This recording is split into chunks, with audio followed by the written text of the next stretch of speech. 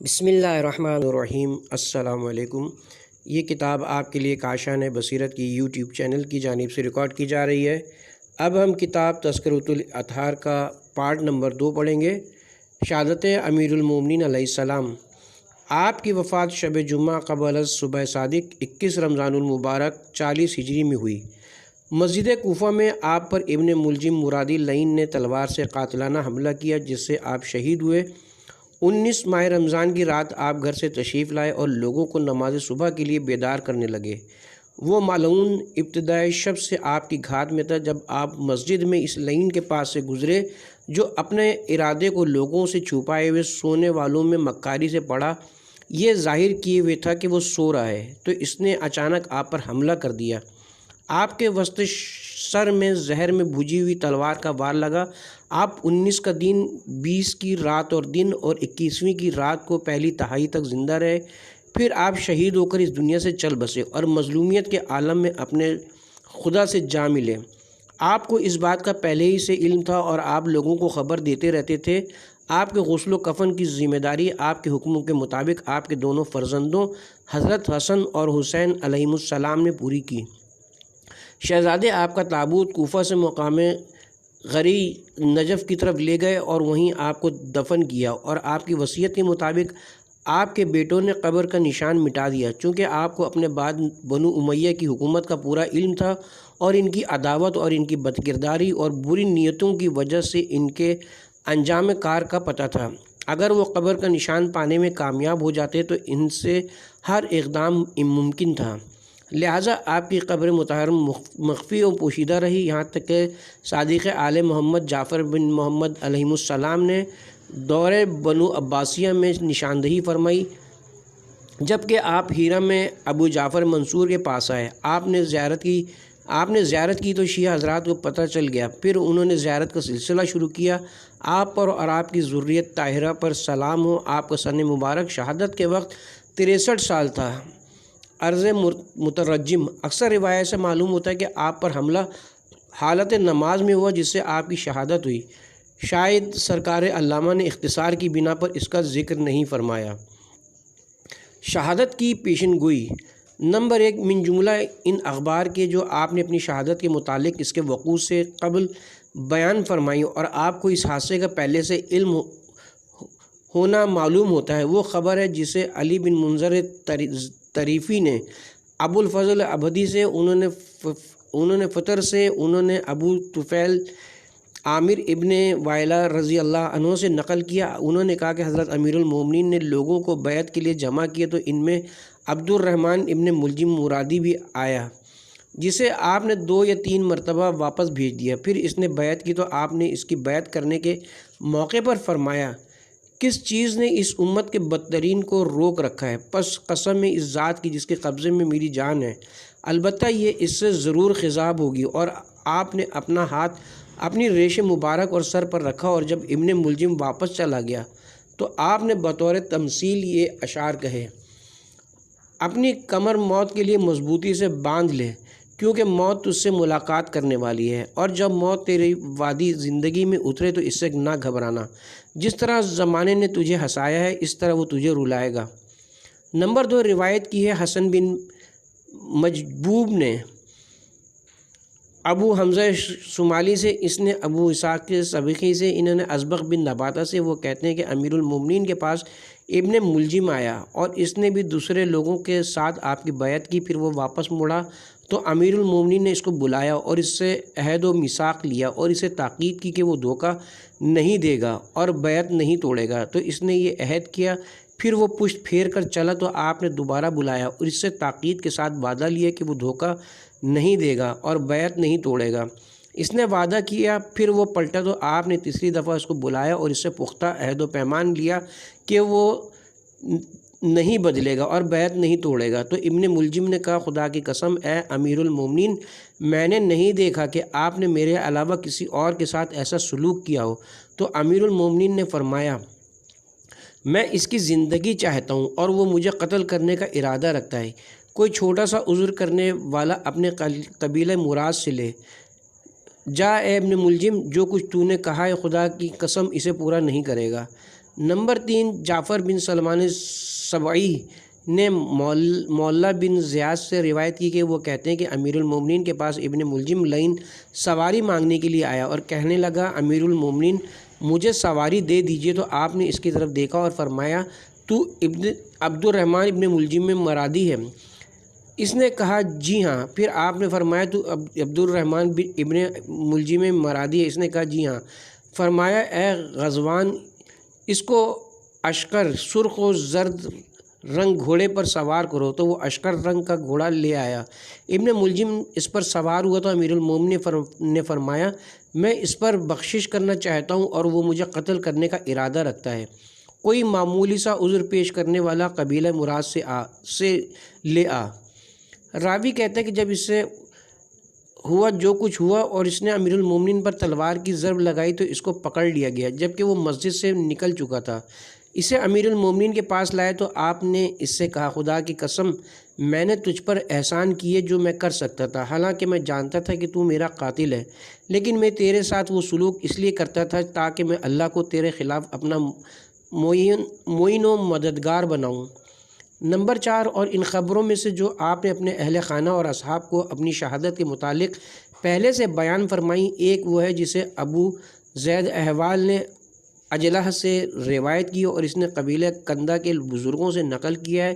اس نے کہا کہ میں نے ان بزرگ سے 20 سے زیادہ مرتبہ سنا، وہ کہتے ہیں کہ ہم نے منبر پر علی علیہ السلام کو یہ فرماتے ہوئے سنا اس امت کے بدترین کو اس کے اوپر سے خطاب کرنے سے کیا چیز معنی ہے، اور اپنا ہاتھ اپنی ریش مبارک پر رکھتے تھے۔ نمبر 5، علی بن خرور نے ازبق بن نباتہ سے روایت کی ہے کہ انہوں نے کہا کہ امیر المومنین نے ہمیں اسی ماہ میں خطبہ دیا جس میں آپ شہید ہوئے، تو آپ نے فرمایا کہ تمہارے پاس وہ مہینہ آیا جو مہینوں کا سردار ہے اور سال کی ابتدا ہے، اور اس میں شیطان یا سلطان کی چکی گردش کرے گی، اور یاد رکھو کہ اس سال تم ایک صف میں حج کرو گے اور اس کی نشانی یہ کہ میں تم میں نہیں ہوں گا۔ راوی کہتا ہے کہ آپ تو اپنی موت کو خبر دے رہے تھے لیکن ہم نہ سمجھے۔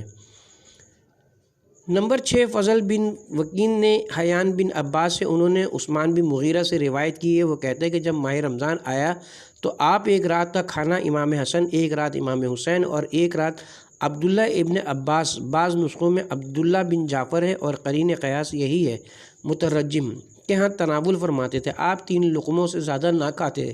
ایک رات آپ سے اتنا کم کھانے کے متعلق سوال کیا گیا تو فرمایا میں چاہتا ہوں کہ جب امر خدا میرے پاس آئے تو میرا پیٹ خالی ہو۔ اس کے بعد 1 یا 2 ہی راتیں گزری تھی کہ آپ کے رات کے آخری حصے میں ضرب لگی۔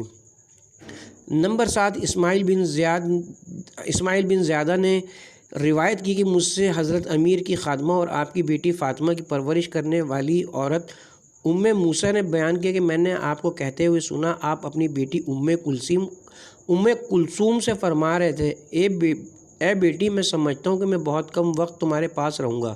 شہزادی نے عرض کی بابا جان آپ یہ کیسے فرما رہے ہیں؟ آپ نے فرمایا میں نے رسول اللہ کو عالم خواب میں دیکھا کہ آپ میرے چہرے سے گرد و غبار صاف کر رہے ہیں اور فرما رہے تھے اے علی جو کچھ تم پر فرض تھا وہ سب تم نے ادا کر دیا ہے، اب اور کچھ نہیں رہا۔ راویہ کہتی ہیں کہ اس کے تیسرے ہی روز آپ کے ضرب لگی، خواب سنا تو بیوی نے چیخ ماری۔ اس پر آپ نے فرمایا اے بیٹی ایسا نہ کرو کیونکہ میں رسول اللہ کو دیکھ رہا ہوں، وہ اپنے ہاتھ سے اشارہ کرتے ہوئے فرما رہے ہیں اے علی ہمارے پاس آؤ، جو کچھ ہمارے پاس ہے وہ تمہارے لیے بہتر ہے۔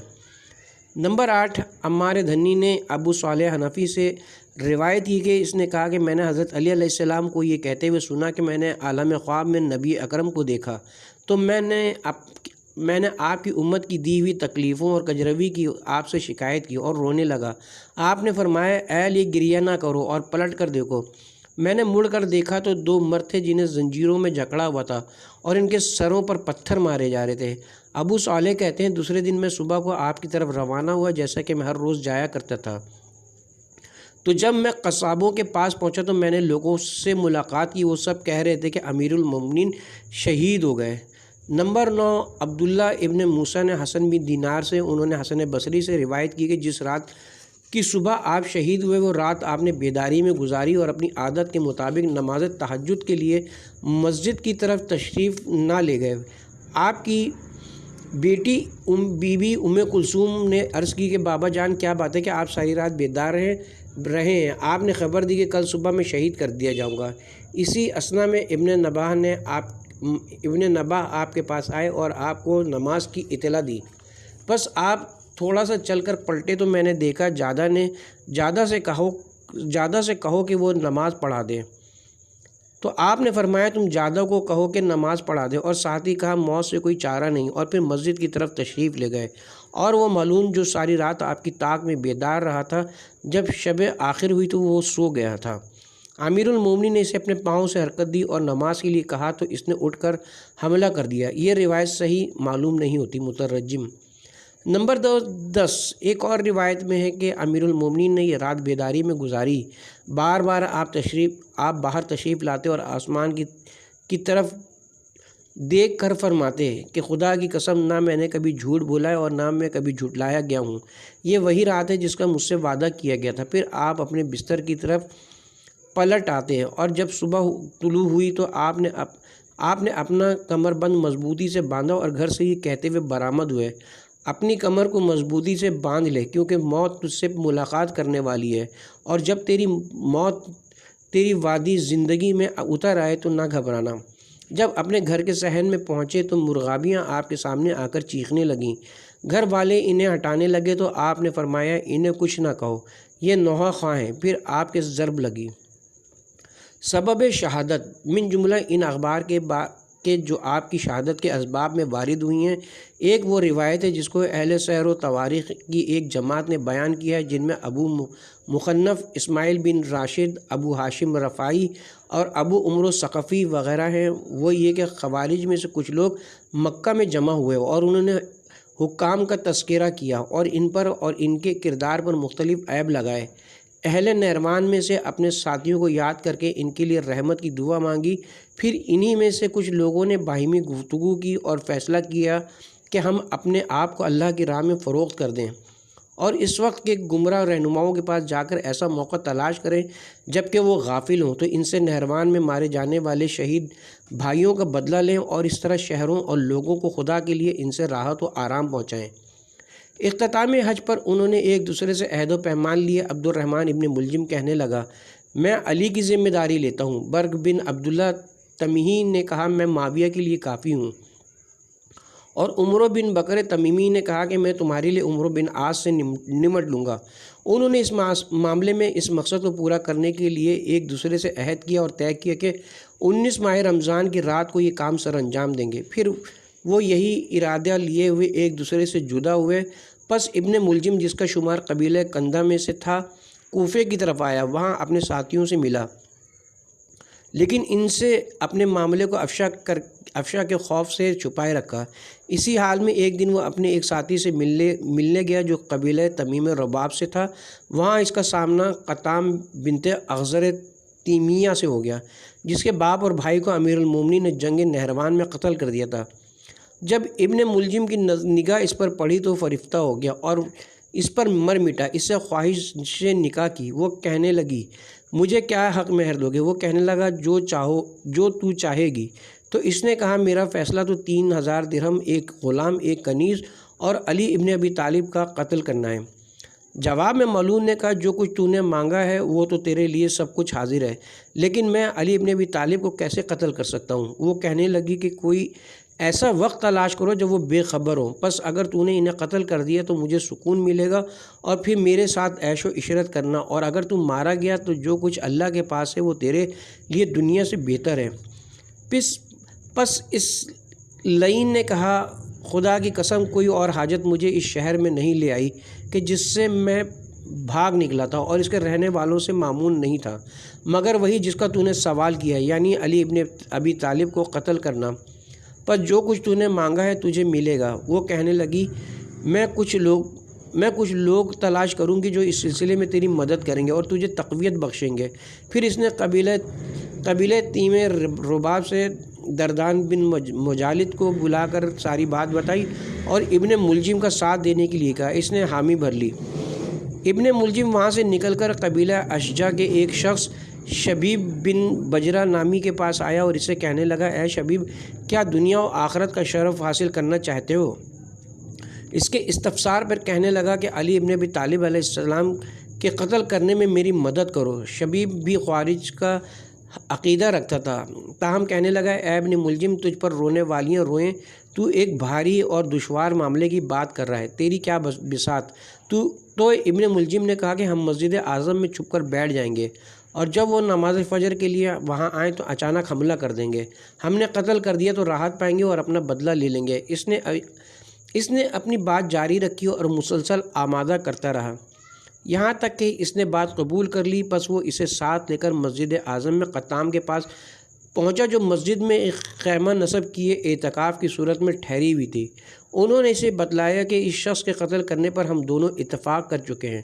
قطام نے دونوں سے کہا کہ جب تم دونوں اس کام کو عملی جامہ پہنانے لگو تو میرے پاس یہاں آنا۔ پھر وہ دونوں وہاں سے پلٹ آئے اور کچھ دن رکے رہے، اور دوبارہ وہ دونوں اس کے پاس بدھ کی رات 19ویں ماہ رمضان سن 40 ہجری ایک تیسرے شخص کو ساتھ لے کر آئے تو اس مولونا نے ریشمی کپڑا منگوایا اور ان کے سینوں پر اسے باندھ دیا۔ انہوں نے اپنی تلواریں گلے میں لٹکائیں اور جا کر اس دروازے کے سامنے بیٹھ گئے جسے امیر المومنین نماز کے لیے آیا کرتے تھے، اور وہ اس سے پہلے اشعث بن قیس کو بھی اپنا راز بتا چکے تھے کہ وہ امیر المومنین کو قتل کرنے کا ارادہ رکھتے ہیں، اور وہ ان سے متفق ہو چکا تھا، لہٰذا وہ بھی اس رات ان کی مدد کے لیے آ گیا تھا۔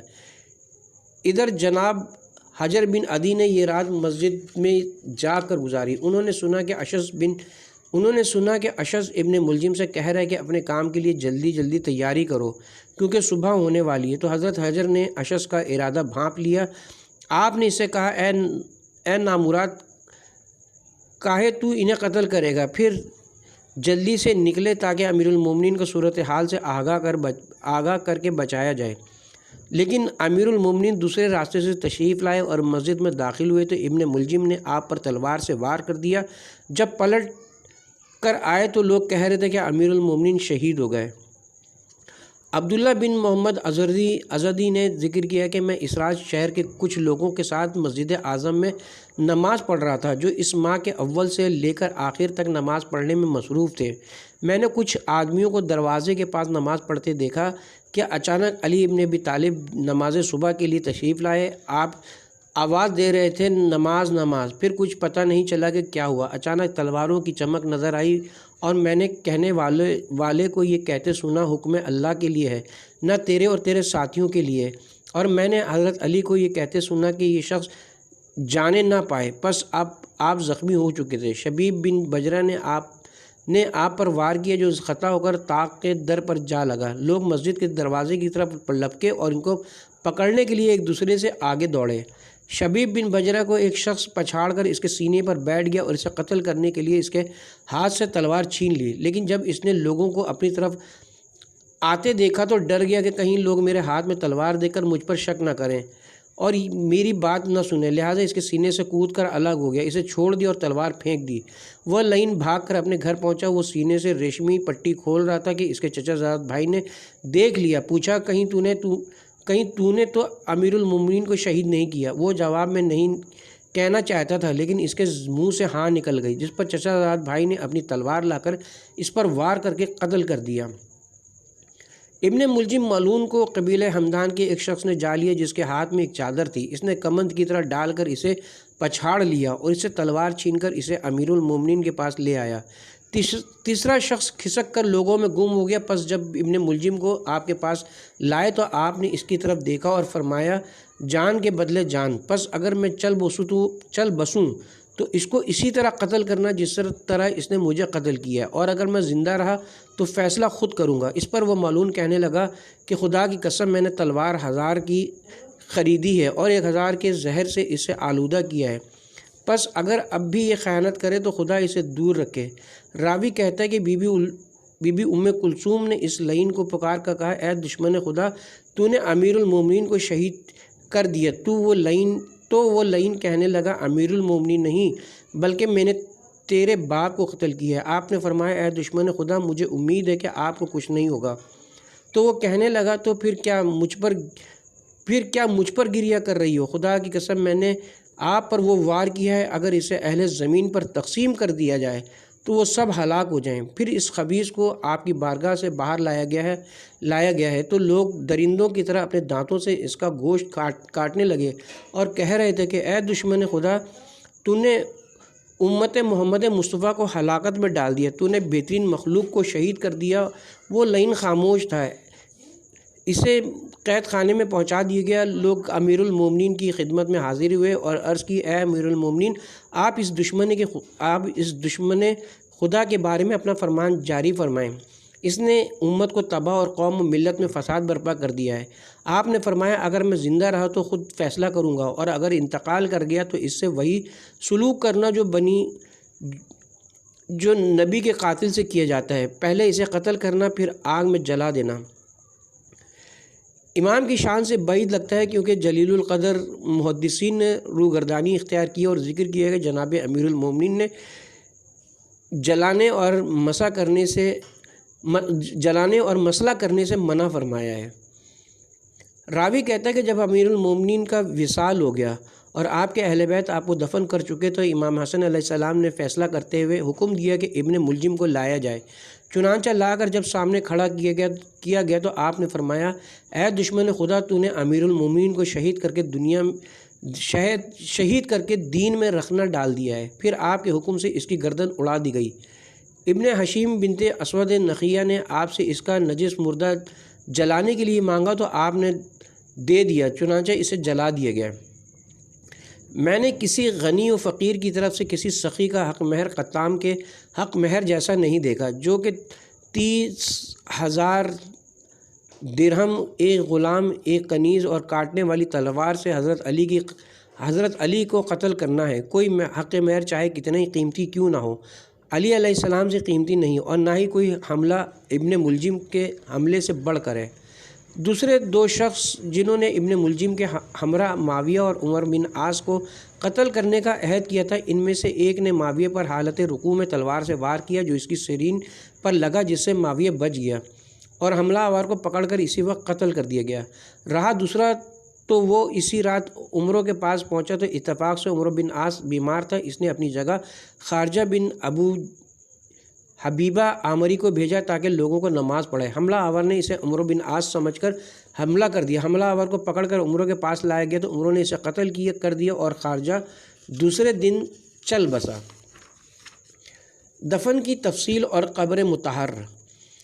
ان اخبار میں سے جو امیر المومنین علیہ السلام کی قبر کی جگہ اور آپ کے حالات دفن کے بارے میں ہیں، ایک وہ خبر ہے جسے عباد بن یعقوب رواجنی نے روایت کرتے ہوئے کہا کہ ہمیں حیان بن علی عنتری نے بتایا کہ مجھے حضرت علی ابن ابی طالب کے غلام نے بتایا کہ امیر المومنین نے جناب حسن و حسین کو آخری وقت وصیت کی کہ میری وفات کے بعد مجھے تابوت میں رکھ کر گھر سے اس طرح لے کر چلنا کہ تابوت کے پچھلے حصے کو خود اٹھانا اور اگلا حصہ تمہیں اٹھانے کی ضرورت نہیں پڑے گی، خود بخود اٹھے گا۔ پھر مجھے نجف اشرف میں لے جانا، وہاں تمہیں ایک سفید رنگ کا چمکتا ہوا پتھر نظر آئے گا، اسی جگہ قبر کھودنا تو تمہیں ایک ساکھو کے درخت کی تختی ملے گی، تم مجھے وہاں دفن کر دینا۔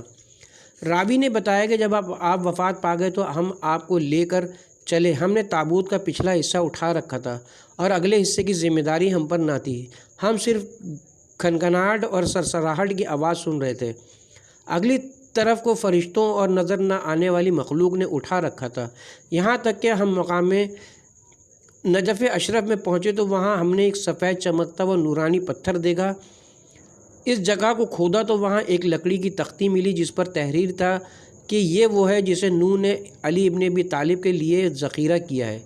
تیار شدہ قبر ملی، چنانچہ ہم نے آپ کو وہاں دفن کیا۔ ہمیں اللہ تعالیٰ کے ہاں امیر المومنین کی اس عزت و منزلت کو دیکھ کر سکون و راحت میسر ہوئی۔ پھر ہم پلٹے تو ہمیں شیعوں کا ایک گروہ ملا جو نماز جنازہ میں شرکت نہ کر سکا تھا۔ ہم نے انہیں قبر کے سلسلے میں امیر المومنین کو عزت خدا کے ہاں حاصل ہوئی بتائی تو انہوں نے خواہش کی ہم بھی چاہتے ہیں کہ اس معاملے کو اپنی آنکھوں سے تمہاری طرح جا کر دیکھیں، تو ہم نے بتایا کہ امیر المومنین کی وصیت کے مطابق قبر کا نشان مٹا دیا گیا ہے، لیکن وہ لوگ اس کے باوجود گئے اور جب واپس پلٹے تو کہنے لگے کہ ہم نے کافی تلاش کی لیکن ہمیں کوئی نشان نہیں ملا۔ محمد بن عمارہ نے روایت کی کہ مجھے میرے باپ نے جابر بن یزید جعفری کے حوالے سے بتایا کہ میں نے حضرت ابو جعفر محمد الباقر بن علی علیہ السلام سے دریافت کیا کہ جناب امیر المومنین کو کس جگہ دفن کیا گیا ہے۔ آپ نے فرمایا یہ غرین کی طرف صبح صادق سے پہلے دفن کیا گیا۔ آپ کی قبر میں اولاد حضرت علی سے حسن و حسین علیہ السلام، محمد اور عبداللہ بن جعفر اترے۔ یعقوب بن یزید نے ابن ابو عمیر سے اور اس نے اپنے آدمیوں سے روایت کی ہے۔ راوی کہتا ہے کہ حضرت امام حسین بن علی علیہ السلام سے پوچھا گیا کہ آپ نے حضرت علی کو کہاں دفن کیا، تو آپ نے فرمایا ہم آپ کو رات کے وقت مسجد اشس کی راہ پر لے چلے اور کوفے کی پشت کی طرف غرین کے مقام پر پہنچے تو وہاں آپ کو دفن کر دیا۔